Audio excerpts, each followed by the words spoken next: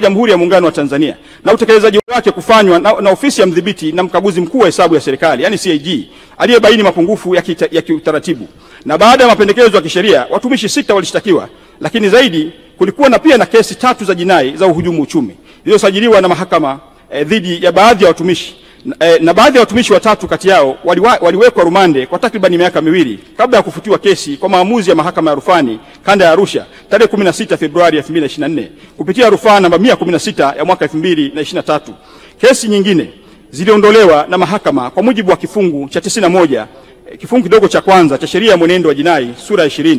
Hii inaonyesha kuwa serikali ilifuata hatua zote za kisheria na kiuadilifu katika kushughulikia tuhuma, ikiwa ni pamoja na kusimamia haki, uwajibikaji na misingi ya utawala bora, ambapo kamati ya uchunguzi iliundwa kushughulikia tuhuma hizo ilibainisha kuwa makosa walionayo ni ya kufukuzwa kazi. Mheshimiwa Spika, ni muhimu kusisitiza kwamba Mheshimiwa Gambo mwenyewe aliomba adhabu hiyo ya kufukuzwa kazi isichukuliwe na badala yake ipunguzwe.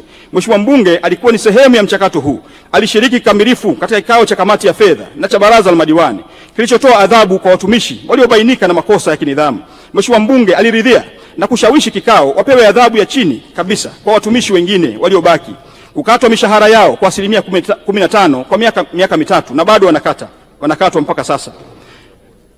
Na adhabu hii Mheshimiwa Spika haijaisha. Kama njia ya kuhitimisha mjadala wa kinidhamu na hakuwasilisha pingamizi rasmi katika uamuzi huo.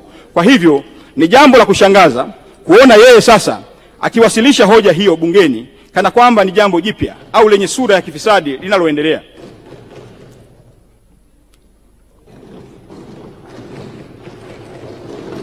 Kuhusu ujenzi wa soko la machinga. Mheshimiwa Spika, kuhusu ujenzi wa soko la machinga, kiasi cha shilingi milioni 500 kutotumika hadi sasa. Katika mwaka wa fedha 2020-2021, halmashauri ya jiji la Arusha ilipokea kiasi cha shilingi milioni 500 kwa ajili ya ujenzi wa soko la wafanyabiashara ndogo ndogo yani wa machinga eneo la Engutoto. Baada ya mapokezi ya fedha, taratibu za utekelezaji wa miradi zilianza, ikiwa ni pamoja na kutaarifu vikao rasmi kuhusu mapokezi ya fedha hizo na madhumuni ya serikali ya kujenga soko hilo katika eneo la Engutoto.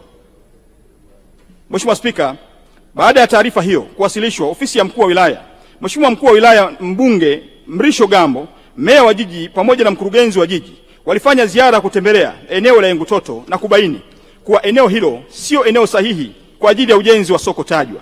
Viongozi hawa wa wilaya pamoja na mbunge walielekeza soko hilo lijengwe Semunge maarufu kama eneo la kwa Mchina. Katika hali hiyo ilibidi kiitishwe kikao cha dharura cha kamati ya fedha tarehe 11 mwezi wa 6 mwaka 2022 ambacho kiliridhia soko lijengwe eneo lililopendekezwa.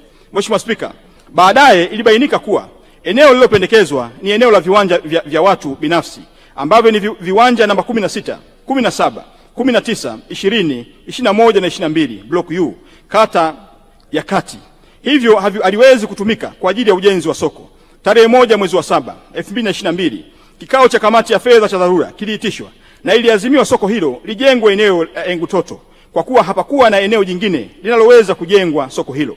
Katika kuendelea kutafuta eneo kwa ajili ya kujenga soko hilo, kilifanyika kikao cha tarehe 7 mwezi wa 3 2024 na walipendekeza maeneo matatu kama ifuatavyo: eneo la pembeni ya dampo, eneo la Intel na eneo la Bondeni City.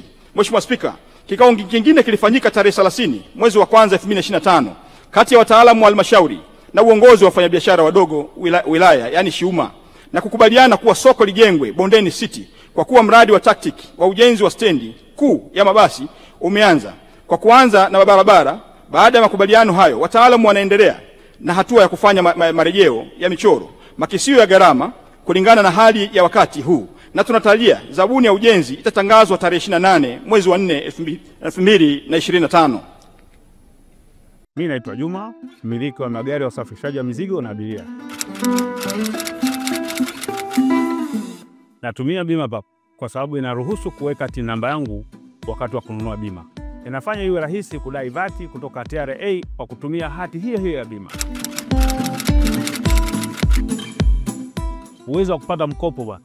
Hii inasaidia sana kugharimia mambo mengine ya uendeshaji hata kama bajeti inabana. Tumia bima PAP kwa kupiga *150*51 alama ya reli au kwa WhatsApp tuma neno bima PAP kwenda namba 0764166066 ujipatie bima.